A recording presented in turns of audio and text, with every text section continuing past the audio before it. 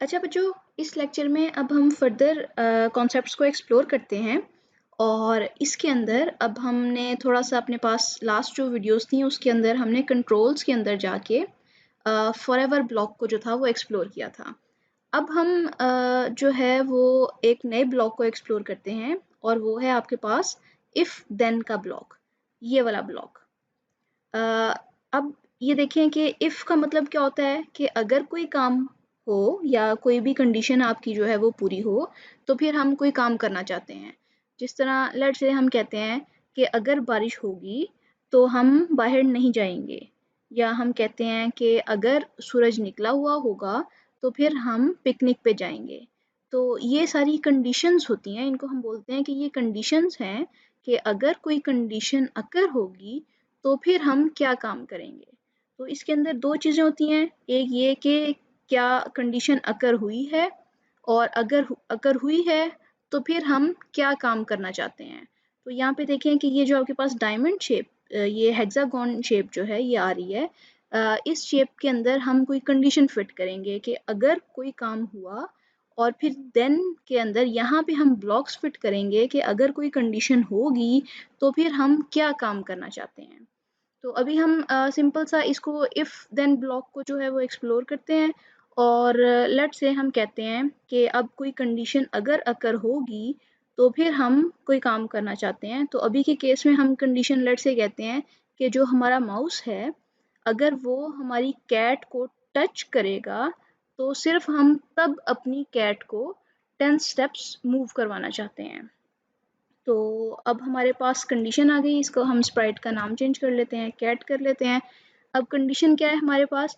Condition ये है कि जब माउस इस कैट को टच करेगा, अगर, ठीक है, अगर ये माउस कैट को टच करेगा तो फिर हमारी कैट मूव करेगी। इसका मतलब ये है कि यहाँ पे जो आपके पास देन के अंदर ब्लॉक है, वहाँ पे तो हम सिंपल ये वाला अपने पास लगा देते हैं ब्लॉक, जो कि है हमारे पास मूव 10 स्टेप्स का। इसका मतलब ये है कि अगर कोई कंडीशन होगी अगर, तो फिर हम इसको 10 स्टेप्स मूव कर देंगे। और ये वाली कंडीशन जो है ये कब अकर होगी कि ये वाला जो आपके पास है हेक्सागोन सी शेप, ये वाली शेप जो है वो आपके पास कहाँ पे अवेलेबल है। तो आप यहाँ पे जो है वो अपने पास सेंसिंग के अंदर जाएं, तो यहाँ पे देखें कि आपके पास ये इस तरह के हेक्सागोन शेप के, जो कि यहाँ पे हम इसके अंदर फिट कर सकते हैं, ये वाले जो हैं वो ब्लॉक्स अवेलेबल हैं, जिस तरह ये वाले।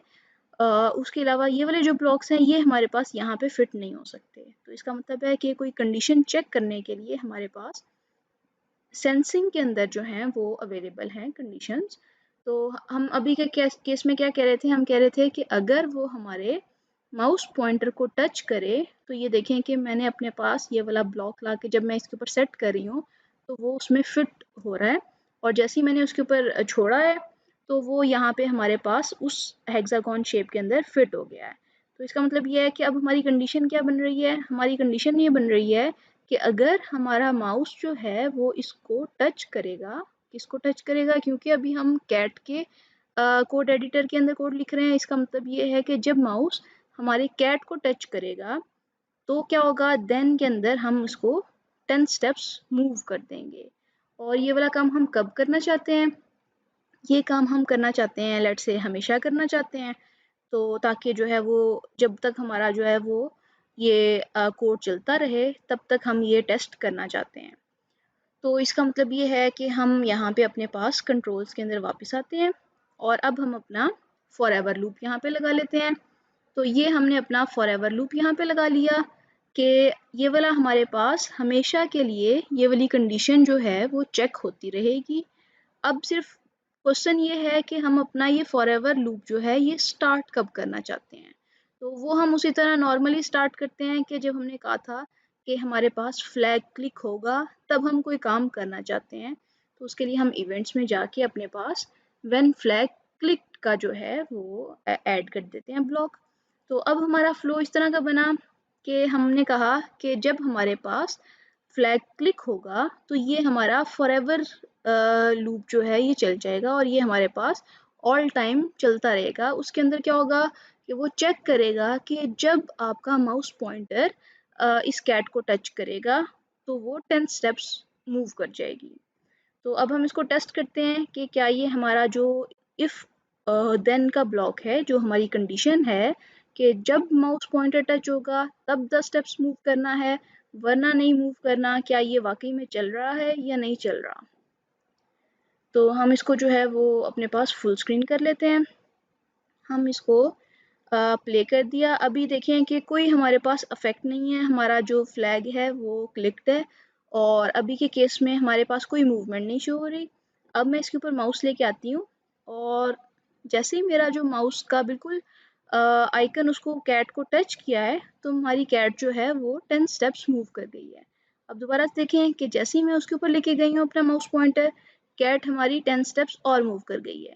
और अगर ये देखें कि मैं यहाँ पे इधर से लेके आती हूँ तो मेरी कैट ज़्यादा मूव कर जाती है, तब तक जब तक मेरे जो पॉइंटर की निब है वो उसको कैट को टच करी जा रही है। तो ज़बरदस्त हो गया हमारे पास कि हम यही काम चाहते थे। हम कहते हैं कि जब हमारे इसकी पॉइंटर की टिप जो है वो कैट को टच करे तो कैट जो है वो हमारे 10 स्टेप्स मूव करती जाएगी। तो अब ये देखेंगे कितना मज़े का हमारे पास काम हो गया है कि हम अपनी कैट को जो है वो कॉन्टिन्यूसली जो है वो भगा सकते हैं। हम इस तरह का अगर काम करके उसके ऊपर जब तक माउस लेके जाएंगे, उसको टच करा होगा, तब तक हमारी कैट जो है वो मूव करती रहेगी। तो ये वाला जो ब्लॉक है जिसको हम कहते हैं कि ये हमारे पास इफ़ देन का ब्लॉक है, इसको हम कंडीशन बोलते हैं कि हमने जो है वो एक कोई कंडीशन चेक की, अगर ये कंडीशन फुलफिल हुई तो फिर हमारा ये वाला ब्लॉक जो है ये इसके अंदर वाला वो कोड रन होगा, वरना वो हमारा कोड जो है वो एग्जीक्यूट नहीं होगा। फॉरएवर के केस में क्या था, इसके केस में हमेशा हमारा जो है इसके अंदर वाले कोड ब्लॉक्स रन होते रहेंगे। लेकिन इफ़ देन ब्लॉक के अंदर क्या है कि जब तक ये वाली कंडीशन फुलफिल नहीं होगी, तब तक हमारे ये वाले कोड ब्लॉक्स जो हैं वो रन नहीं होंगे।